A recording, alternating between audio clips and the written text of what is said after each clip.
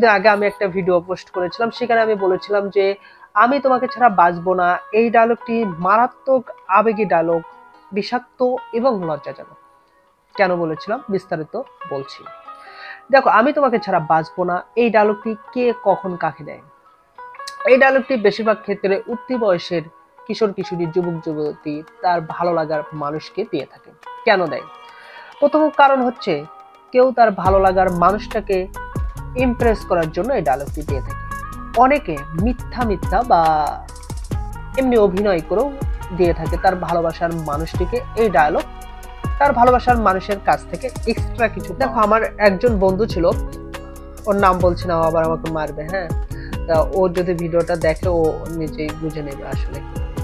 দেখো, ওর গার্লফ্রেন্ডের সাথে যখন ওর ঝগড়া হতো তখন মাঝে মাঝে ম্যানেজ করার জন্য ফোন দিত, ফোন দিয়ে এমন কান্নার অভিনয় করতো, ওই পাশ থেকে মনে হয় ওর গার্লফ্রেন্ড ভাবছে যে মনে হয় কান্না করে ওর রুমে মনে করে বন্যা হয়ে গেছে। হ্যাঁ, দেখো, ছোট্ট একটি অংশ এই ডায়লগটিকে তারা মারাত্মক আবেগী ডায়লগ হিসেবে ধারণ করে। কখন?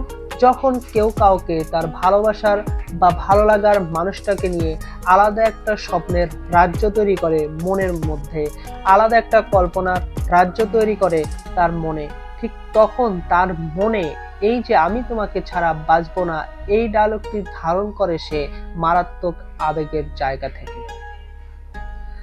আমরা আমাদের আশেপাশে অনেক সময় শুনি অমুক তমুক আত্মহত্যা করেছে তার ভালো লাগার মানুষের সাথে বিচ্ছেদ অথবা অন্য কোনো যে কোনো কারণে তার ভালোবাসার মানুষের সাথে ঘটেছে, এই কারণে তারা অনেক সময় দেখা গেছে আত্মহত্যার পথ বেছে নেয় বিষ খেয়ে অথবা গলায় দড়ি দিয়ে। তোমার কি মনে হয় তারা বিষ খেয়ে এবং গলায় দড়ি দিয়ে আত্মহত্যা করেছে? না, এই যে মারাত্মক আবেগী ডায়লগটা সে যে ধারণ করেছিল তার মনের মধ্যে, ঠিক এটাই বিষাক্ত ডায়লগ হিসেবে ডায়ালগে পরিণত হয়েছিল আসলে তার মনের মধ্যে, যে বিষের কারণেই তিনি বা সেই ছেলেটি বা মেয়েটি তারা এই পরিণতির দিকে এগিয়ে গিয়েছে।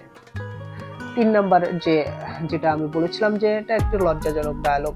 দেখো, এটা বলেছিলাম আমার মতো যারা আছে তাদের জন্য। যেমন ধরো, আমি বলতে পারবো না যে হ্যাঁ আমি তোমাকে ছাড়া বাঁচবো না, এই পৃথিবী শুধু তোমার আমার। ভাই, এই পৃথিবী শুধু তোমার আমার না, এই পৃথিবীতে আরো অনেক লোকজন আছে, তাদেরও। হ্যাঁ, তা আমি বলেছিলাম আমি কখনোই এরকম ডায়লগ দিতে পারবো না যে আমি তোমাকে ছাড়া বাঁচবো না। এটা আমার কাছে লজ্জাজনক মনে হয়, মানে লজ্জার মনে হয় যে মানে এটা, মানে আমি যদি কারো আশেপাশে কখনো শুনি যে কেউ বলছে যে আমি তোমাকে ছাড়া বাঁচবো না, তখন মনে করো আমার হাসি পায়। আসলে যারা উঠতি বয়সী ছেলে মেয়ে আছো তারা যদি এই ভিডিওটা দেখে থাকো, তাদের কাছে একটাই উপদেশ, এই যে আমি তোমাকে ছাড়া বাঁচবো না এই ডায়লগটিকে কখনো আবেগে পরিণত হতে দিবে না।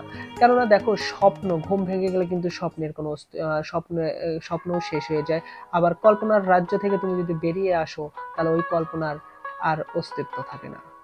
তোমাদের কাছে একটাই উপদেশ, এই ডায়লগটিকে কখনোই আবেগে পরিণত হতে দিবে না। আজকে পর্যন্তই, দেখা হবে অন্য কোনো ভিডিওতে।